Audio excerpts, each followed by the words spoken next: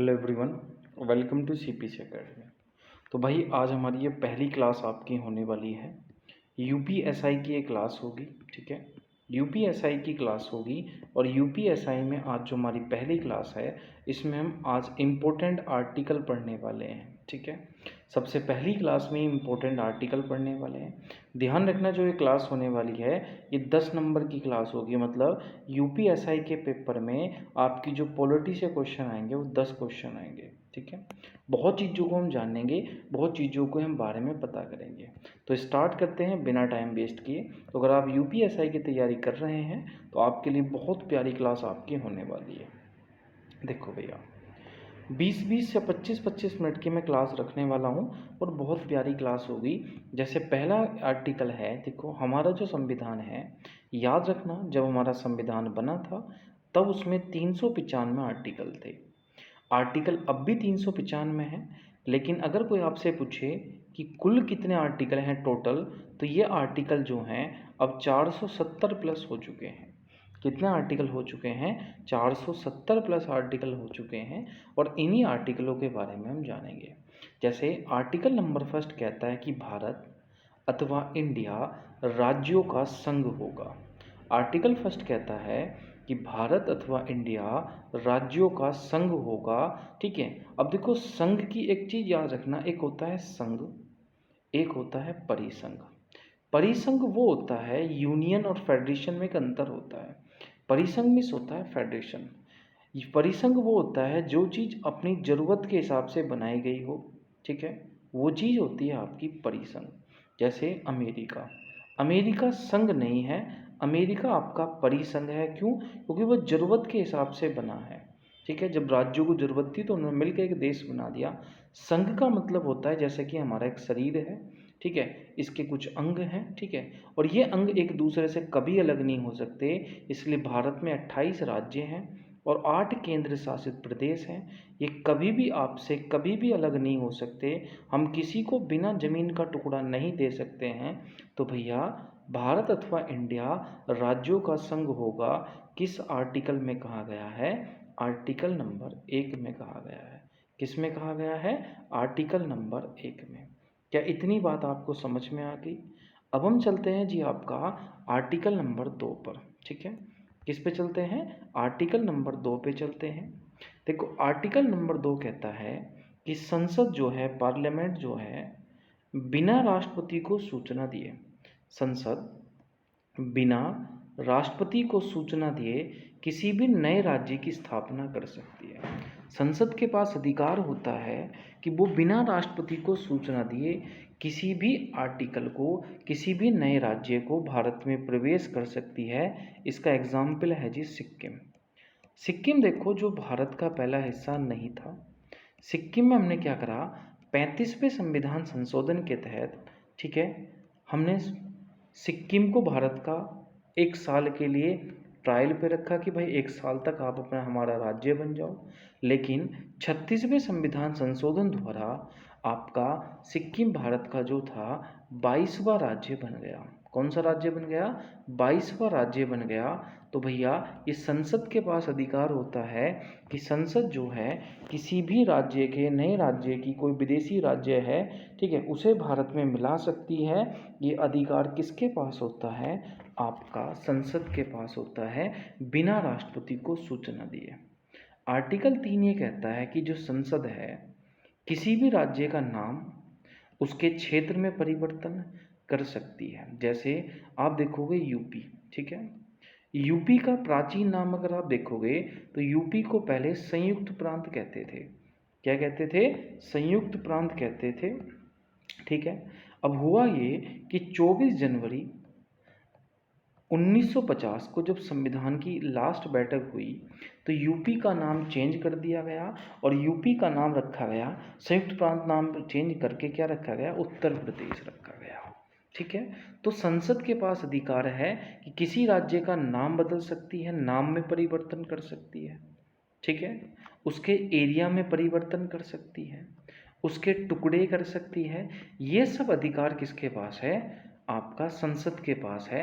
अच्छा, आर्टिकल 2 और आर्टिकल 3 ऐसे आर्टिकल हैं जिसमें राष्ट्रपति की ज़रूरत नहीं है, मतलब उसके बिना परमिशन के भी हम चीज़ें लागू कर सकते हैं। तो ये किस आर्टिकल में है? आर्टिकल 2 और आर्टिकल 3 में कहा गया है। अच्छा, आप सबको पता ही है कि देखो, अगर संसद में कोई विधेयक आता है, ठीक है, संसद में कोई विधेयक आता है, जैसे आर्टिकल 4 हम पढ़ने वाले हैं, ठीक है, संसद में कोई विधेयक आता है तो आप सबको पता है कि पहले वो लोकसभा में जाएगा, लोकसभा के बाद वो राज्यसभा में जाएगा, राज्यसभा के बाद उस पर सिग्नेचर कौन करेगा? राष्ट्रपति। और जैसे ही राष्ट्रपति ने सिग्नेचर करे, कोई भी चीज़ अपने आप में क्या बन जाती है? कानून बन जाती है, लॉ बन जाती है। ठीक है, ये चीज़ हमने पता है। अब देखो हुआ क्या, आर्टिकल 4 में एक बोला गया है कि राष्ट्रपति जो है आर्टिकल 2 और आर्टिकल 3 का कभी भी उल्लंघन नहीं करेगा। मतलब अगर संसद जो है किसी विदेशी राज्य को मिलाना चाहती है तो भैया वो मिला सकती है। और आर्टिकल 3 आपका ये कहता है कि भैया किसी का नाम चेंज करना चाहती है, उसके टुकड़े करना चाहती है, तो वो बिना राष्ट्रपति के कुछ भी कर सकती है, राष्ट्रपति इसका उल्लंघन नहीं कर सकता है। ये बात बोली गई है किस आर्टिकल में? आर्टिकल 4 में। ठीक है, अब देखो अगला आर्टिकल आता है, ठीक है, इसकी पीडीएफ भी आपको मिल जाएगी। अगला आर्टिकल आता है 5। आर्टिकल 5 कहता है, ठीक है, कि जो व्यक्ति संविधान बनने से पहले रह रहे हों, संविधान लागू होने से पहले, संविधान लागू कब हुआ था? 26 जनवरी 1950 को।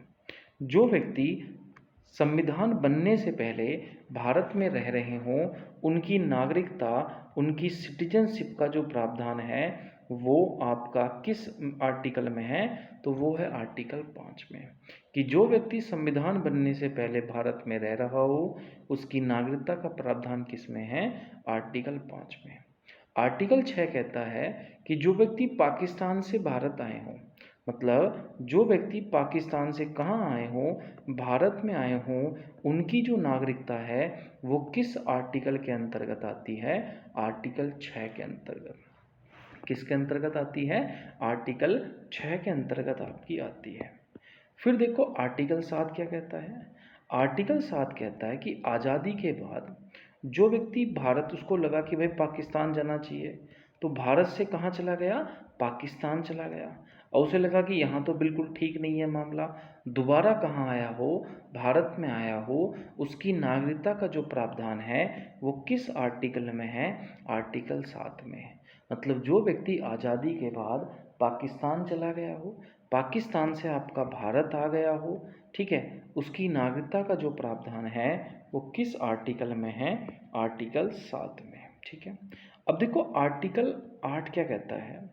अगर कोई व्यक्ति विदेश घूमने गया है या विदेश में नौकरी करने गया है, विदेश में घूमने गया हो, विदेश में नौकरी करने गया हो, ऐसी कंडीशन में उसकी जो नागरिकता होगी, उसकी जो सिटीजनशिप होगी, वो कभी भी ख़त्म नहीं होगी। ये कौन सा आर्टिकल कहता है? आर्टिकल 8, कि कोई व्यक्ति अगर विदेश में नौकरी करने गया हो, भ्रमण करने गया हो, तो उसकी नागरिकता समाप्त नहीं होगी। ये किस आर्टिकल में कहा गया है? आर्टिकल 8 में।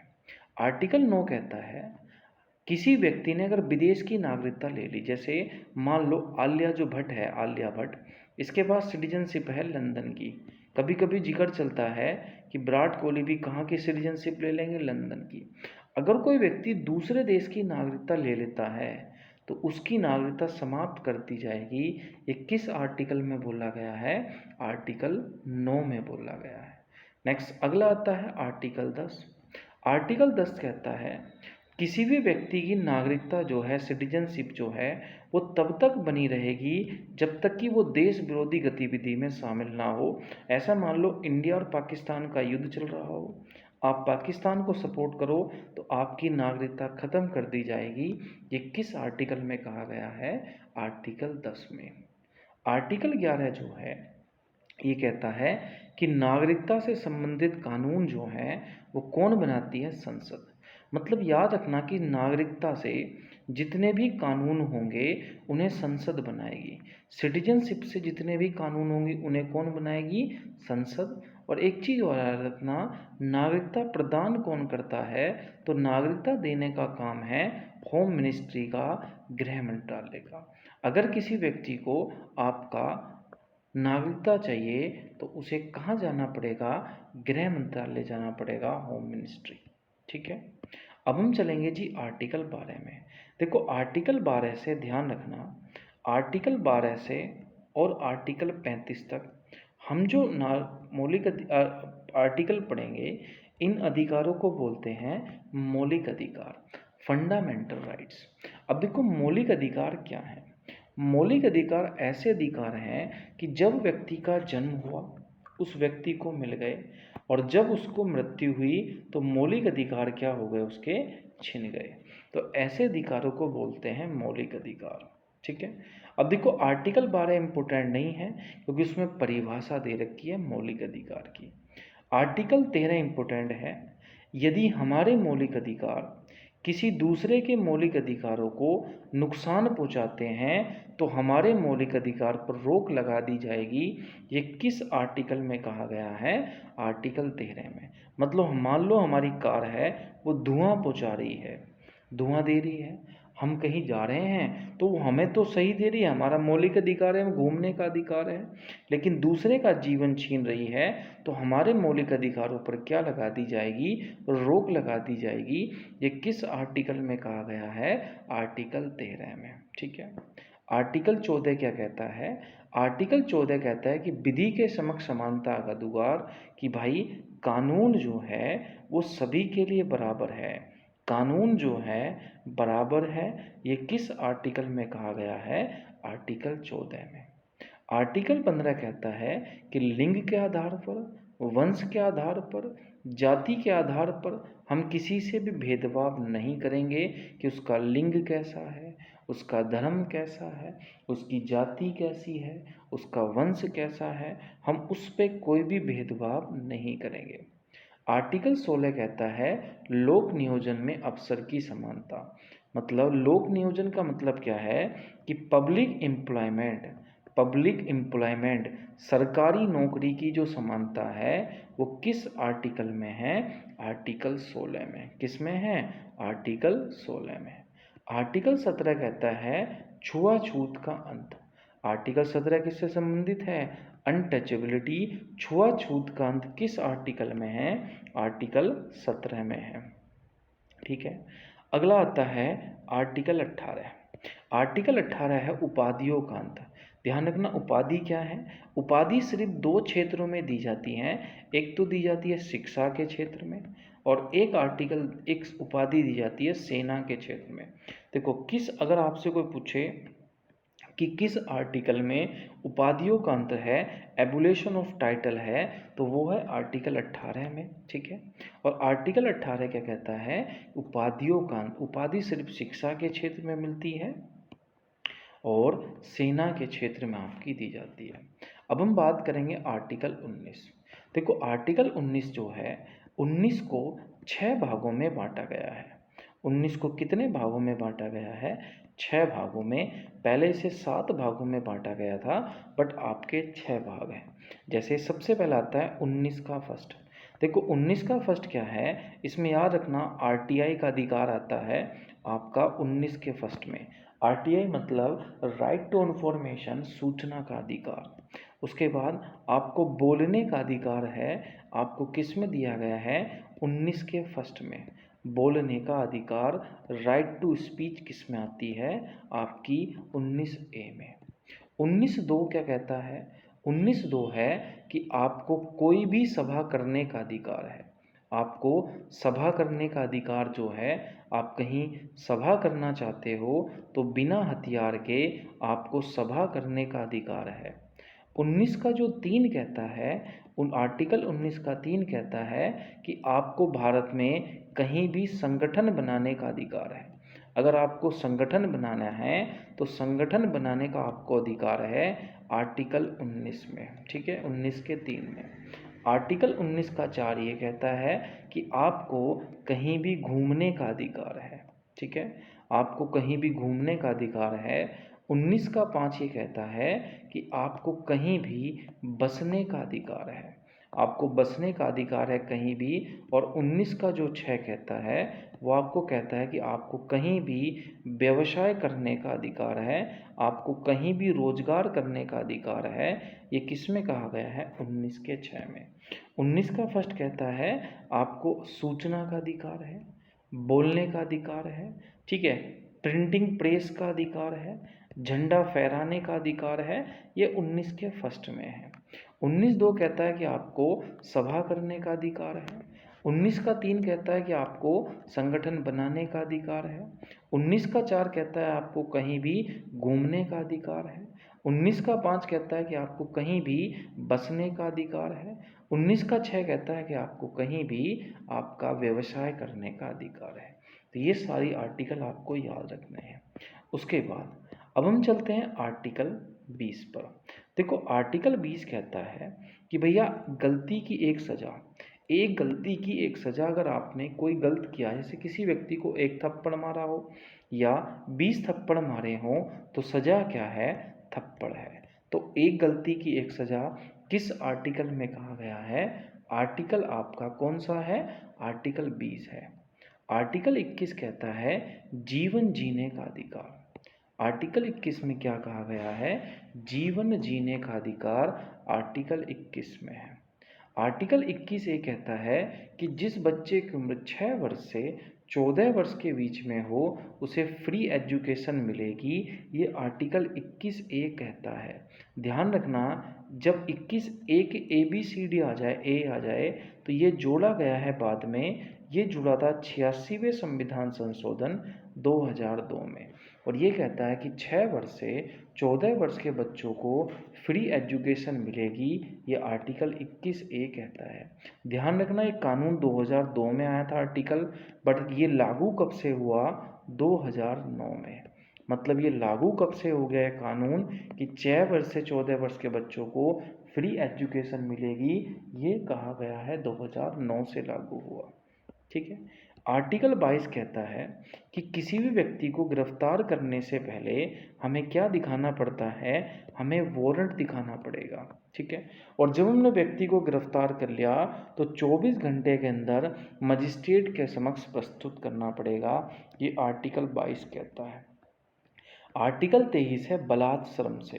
देखो आर्टिकल 23 ये कहता है कि आप किसी भी व्यक्ति से जोर जबरदस्ती काम नहीं करा सकते।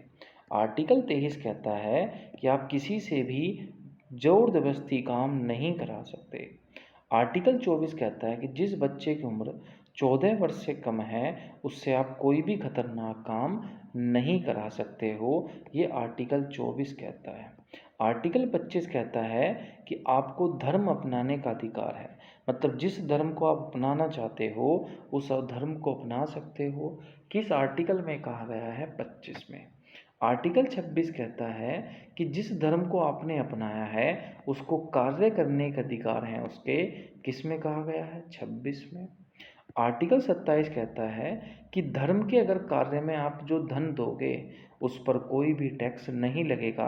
मतलब जितने भी धार्मिक संस्थान हैं, मंदिर हो गया, मस्जिद हो गया, गुरुद्वारा हो गया, इसमें जो पैसा दान दिया जाता है उस पर कोई भी टैक्स नहीं लगता। ये किस आर्टिकल में कहा गया है? आर्टिकल 27 में कहा गया है। ठीक है। आर्टिकल 28 क्या कहता है कि देखो सरकारी मनी से या सरकारी संस्थान या सरकारी धन से अगर कोई संस्थान चल रहा है, जैसे सरकारी स्कूल हो गए, वहाँ पर किसी भी धर्म की शिक्षा नहीं दी जाएगी। मतलब सरकारी पैसे से अगर कोई इंस्टीट्यूट चल रहा है, कोई संस्थान चल रहा है, कोई स्कूल चल रहा है, तो वहाँ पर किसी भी धर्म की शिक्षा नहीं दी जाएगी। ये किस आर्टिकल में कहा गया है? आर्टिकल 28 में। आर्टिकल 19 है अल्पसंख्यक से। देखो अल्पसंख्यक क्या होता है? ऐसी कोई जाति हो, ऐसी कोई जनजाति हो जिसकी जनसंख्या कम हो, जिसकी पॉपुलेशन कम हो या ख़त्म होने की कगार पे हो, उन्हें अल्पसंख्यक में रखते हैं। तो आर्टिकल 29 क्या कहता है? अल्पसंख्यक वर्गों के हितों का संरक्षण। आर्टिकल 29 कहता है कि जो अल्पसंख्यक लोग हैं उनके वर्गों के हितों का संरक्षण जो है वो आर्टिकल 29 में है। आर्टिकल 30 कहता है कि जो अल्पसंख्यक लोग हैं उनके जो अधिकार हैं, ठीक है, उनका जो स्थापना है ये आर्टिकल 30 में कहा गया है। आर्टिकल 31 जो है ये संबंधित है आपका पैतृक संपत्ति पर, पिता की प्रॉपर्टी पर। मतलब पैतृक संपत्ति से कौन सा आर्टिकल है, तो आर्टिकल आपका है 31। तो पैतृक संपत्ति से कौन सा आर्टिकल है, 31। तो आज हमने 1 से लेकर 31 तक आर्टिकल पढ़े हैं, ठीक है। फटाफट आपको याद करने हैं। मिलेंगे नेक्स्ट वीडियो में। अगर वीडियो अच्छी लगी हो तो मेरे दोस्तों, मेरे भाइयों, ठीक है, मेरे बहनों, आपको चैनल को लाइक, सब्सक्राइब सब कर देना है। वीडियो को शेयर कर दो कि यहाँ पर आपको यूपीएसआई से रिलेटेड सारा कंटेंट आपको देखने को मिलेगा, जीएस का, ठीक है। मिलेंगे नेक्स्ट वीडियो, तब तक के लिए जय हिंद, जय भारत मेरे दोस्तों।